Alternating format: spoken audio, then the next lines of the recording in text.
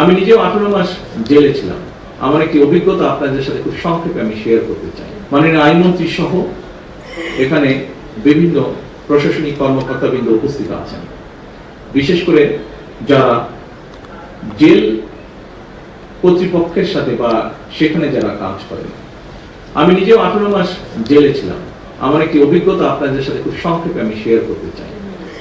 আমি দেখেছি জেলখানায় যতজন মানুষ বন্দী, কয়েদি, যেভাবেই তাদেরকে আমরা ডাকি না কেন, তার মধ্যে আমার অভিজ্ঞতা হচ্ছে প্রায় 30% মানুষ আছে গরিব মানুষ, যারা বিভিন্ন কারণে জেলে গিয়েছে।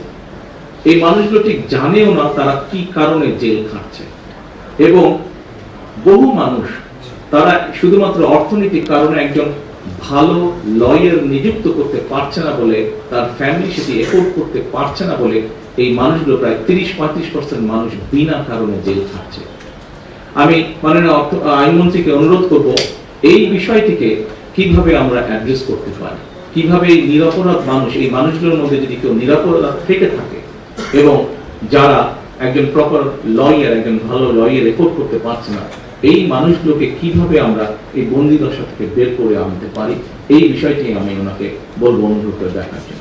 আমি অবশ্য আপনার মতন ভালো লয়ার পেয়েছিলাম যখন জেলে ছিলাম। আমরা কথা বলছি, অনেক সাধারণ মানুষ আছে যারা এফোর্ড করতে পারেন, যেটা আপনি হয়তো ধারণা করতে পারেন বিষয়টি, বাট আমি তো নিজের চোখে দেখেছি।